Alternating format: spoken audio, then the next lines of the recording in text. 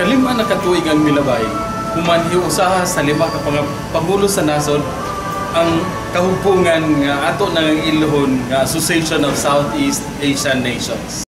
ASEAN spirit soar above all frailties and boundaries. ASEAN spirit roar against wars, pests, and miseries. ASEAN spirit roar against wars, pests, and miseries. ASEAN spirit soar to greater heights and victory.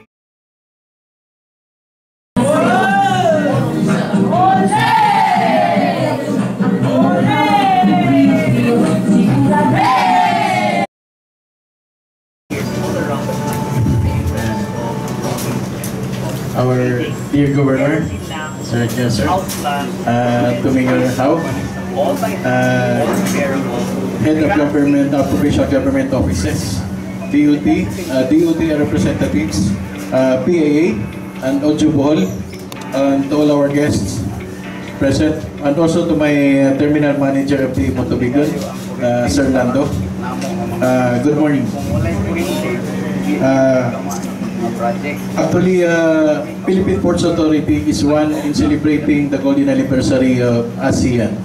So because this is the 50th, and at the same time, Philippine Ports Authority is fast-tracking all projects in celebration of ASEAN, considering that Bohol is the tourism, 95% industry is tourism. So we should have been, we have to be 10 steps ahead forward of all infrastructure in terms of maritime transport. Because the vessels, infra, and tourism is now, the influx is very fast. So with that, PPA, as you can see, we are not sleeping and resting in making plans to be ahead of others, especially this transport, in terms of maritime transport. So with that, we thank you also for your cooperation in terms of our development, and also with your suggestions and other proposals on how we can deliver our genuine services to the people, especially in Bohol. So again, this is our Terminal Management Office of Tubigon. So hopefully, when you come back 1 year after, an improvement again, and another add-on services. So I'm sorry because the aircon malfunction, na timing kayo, no? The operator asked me, as apology earlier, wala nila mahabol ang services or fund. So with that, thank you and welcome to our Terminal Management Office of Tubigon. Thank you. Thank you very much, Sir James. Now, to explain to us why we are all here this morning, to give the rationale of the activity, is no other than the very dynamic manager of the Philippine Information Agency, Bohol. Please welcome Mr. Ray Anthony Chu. May buntag sa tanan, ni Go, si Mayor WRG. Amo na ilhan ni WRG. Incidentally, I happen to be married with somebody from Kawayanan. Kunya akong tiyo na sinong Rene. Tiyo ganong. Of course, I have a lot of friends in Tubigon. In a few weeks' time, we will be handling a seminar workshop for Holy Cross Academy. But for all of us, good morning. Today marks a milestone in PIA's service to Bohol. This is in our effort to popularize the ASEAN. In the 50th year of the organization, limited information about ASEAN has trickled down to the communities. And it is in PIA's intention that we wish to bring the meaning, the full-scale meaning of the ASEAN to the communities and to the grassroots. Here, the Philippine Presidential Communications Operations Office and the PIA in Bohol is doing things like this. This is our third kiosk in Bohol.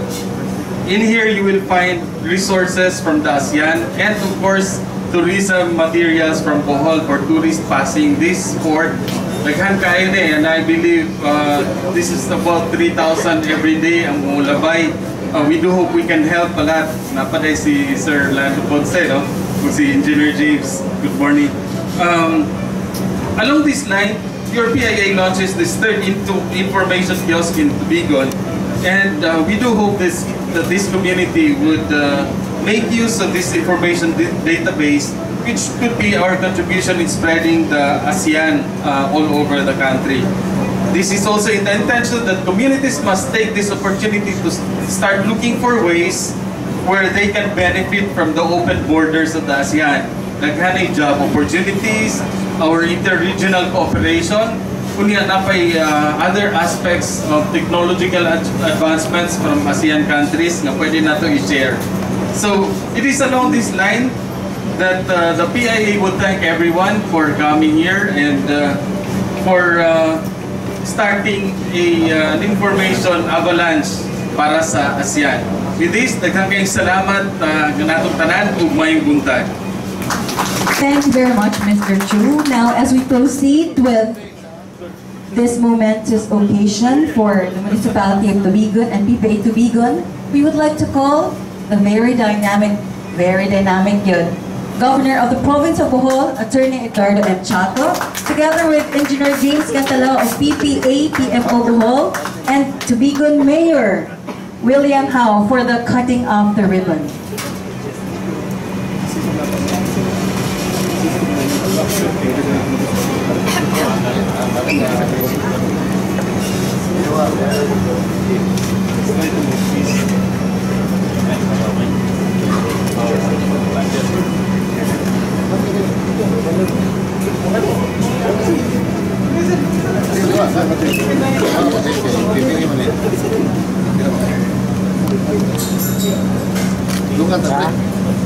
Ready?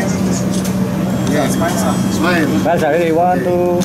1, 2, 3. Okay, ready, cut. Okay. Another round of applause, please. Congratulations once again to Philippine Ports Authority Tubigon and to the municipality of Tubigon. Pakpak palihog. Let me also take this opportunity to acknowledge the energetic members of the Association of United Development Information Officers, or ODO in Bohol, composed of the information officers of the national government agencies and the local government units, headed by the information officer of Calape, Mr. Nick Sendrejas. Please, if you may stand to be recognized. ODO members, please stand. Here they are, your partners in information dissemination. Thankful na po. Daghang salamat.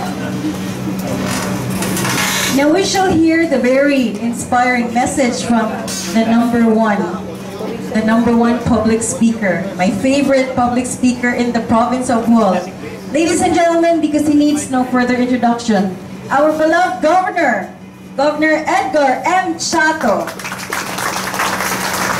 Thank you very much, Will Angeli, araw-araw gapin ng atong MC karong buntaga. Pagpaka na to si Phil. Miss Tagbilaran o 1997. Okay, niludan akong kasal niya. Just imagine at the time when they had their pageant, I was the MC. Together with my wife, Poresa. Okay, may buntag sa tanan. Let me first congratulate the PPA for the very nice venue that we have today. Pagpaka na to si James, si Lando, o ang atong tanan nga PPA officials nga niya dinhi. And of course, ang atong municipal mayor and the other local officials, Kagawad Rene and the rest of the town of Tubigon. Pagpaka na to sila, Mayor William Howe. And of course, tuguti ko nga mopalipay sa organizing team ni ining atong gihimo karon, which is actually trying to build up our preparations for the 50th hosting of the Philippines sa ASEAN Summit nga mahimo karon November, where all the heads of states of the ASEAN nations will be gathered in the country. So let me congratulate Ray, Anthony, Chu sa PIA Bohol. Papaka na to. Tuyok sa PIA staff nga niya dinhi, our audio people and the members of the media. Pagpaka na to silang tanan, no? I'm happy to see the audio guys here. Kaya kung taga-Tubigon na tanan akong atubangon o mga pasahero nga paingon sa Subo, but we have gathered the information officers of the different towns. Maayong buntag sa tanan. Let me inform you that as we're having a program today, At this very moment, at this very hour, we are also expected at the conference room of PPA in Tagbilaran.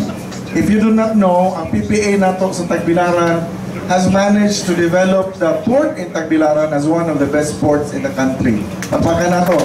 In fact, the provincial government and the other national agencies moangay may ato mag-conference dito sa PPA conference room.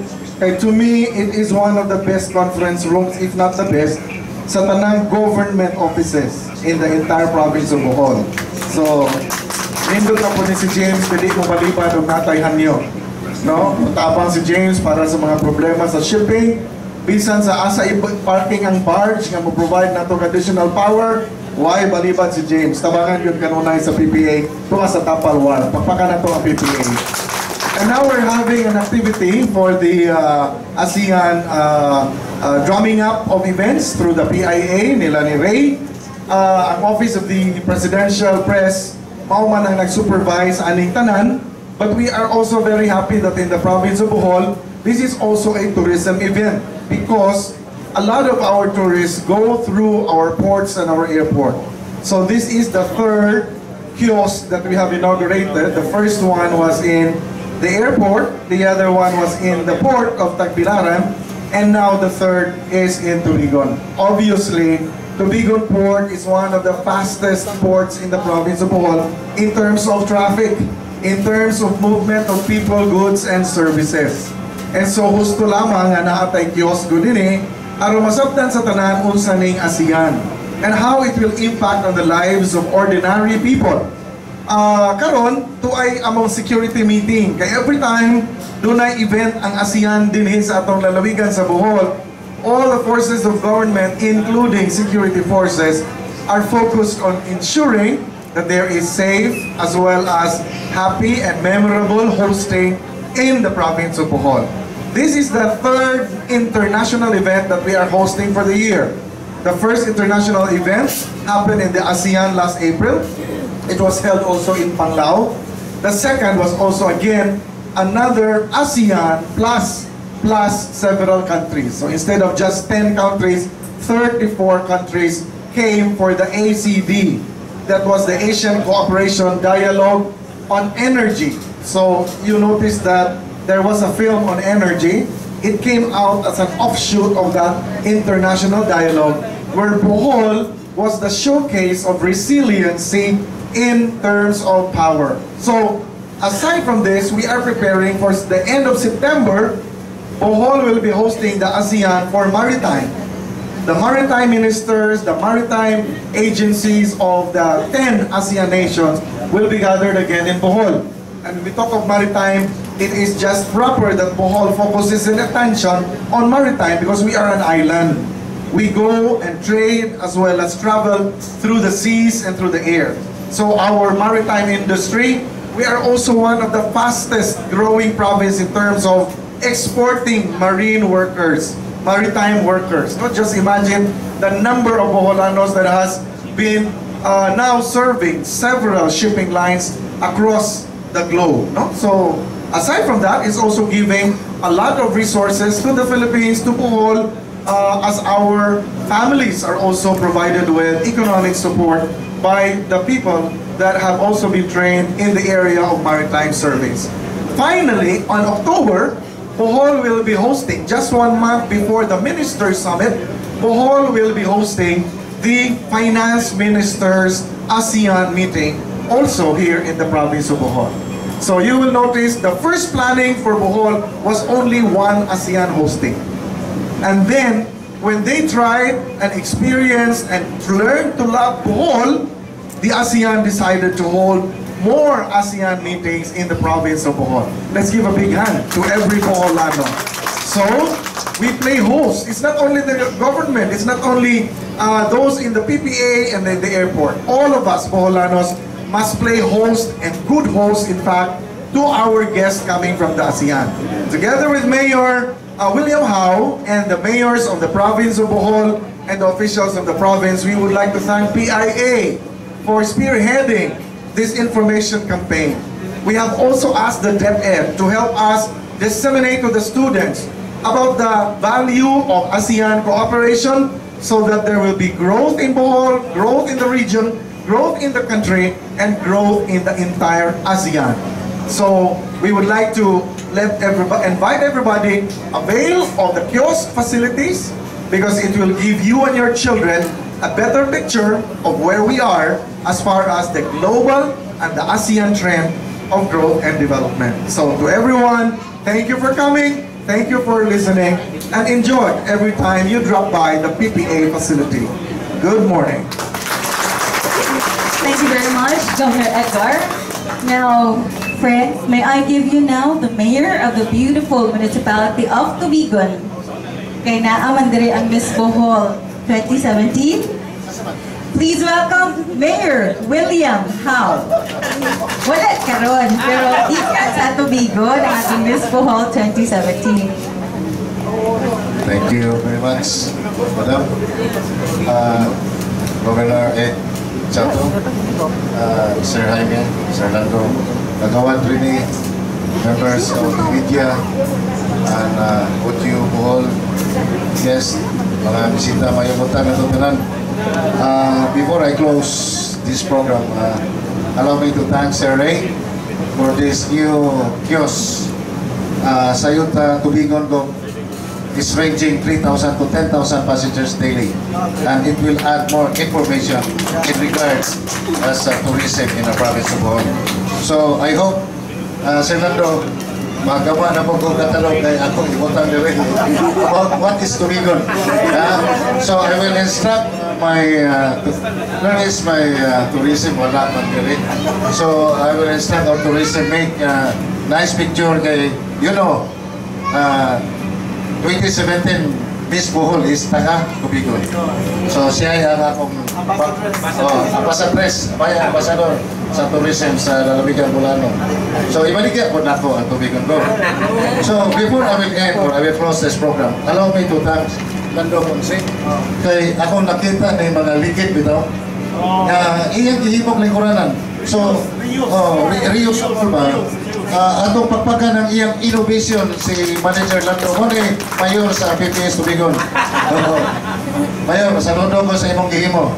Imbes ka kanang ligid, di naman yun na mahimo. O waste management. So, so thank you for your innovative innovation mo.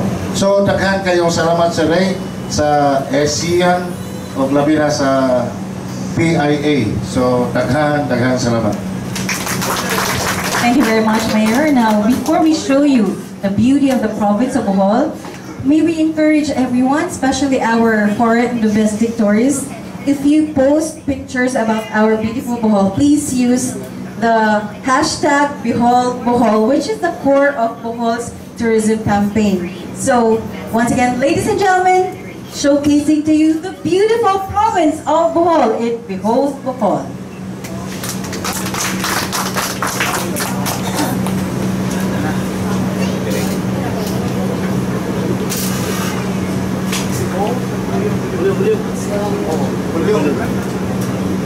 Behold the field. Behold the water. Behold, taste. Behold the hospitality. Behold the friendships. Bohol. Alang sa dugang mga kasayuran kung unsa na ang nahimo sa Presidential Communications Operations Office o sa Philippine Information Agency, kabahin sa atong mga kalihukan karon, sundan kami sa Twitter o sa Facebook.